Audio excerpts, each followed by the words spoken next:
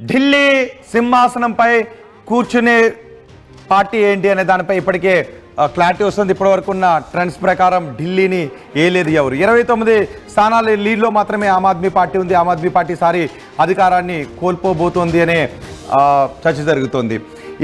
BJP 51 స్థానాల లీడ్లో మాత్రం కొనసాగుతుంది. బీజేపీ మనం చూస్తున్న 41 స్థానాల లీడ్లో బీజేపీ కొనసాగుతుంది. 20 స్థానాల లీడ్లో మాత్రమే ఆమ్ ఆద్మీ పార్టీ కొనసాగుతుంది. ఈ ఢిల్లీ కోటను పూర్తిగా బీజేపీ తమ గుప్పెట్లో పెట్టుకునే అవకాశం కల్పిస్తుంది. ఢిల్లీ కోటపై పట్టును ఆమ్ ఆద్మీ పార్టీ కోల్పోతుంది. ఢిల్లీ కోటకు ఈసారి ఢిల్లీ కోటలో ఉండే సింహాసనంపై ఈసారి బీజేపీ అభ్యర్థిని కూర్చోబెట్టడానికే ప్రజలు పట్టం కట్టుకున్నారు అని బీజేపీ నేతల ఆశాభావాన్ని వ్యక్తం చేస్తున్నారు. అవే పరిస్థితులు కనిపిస్తున్నాయి.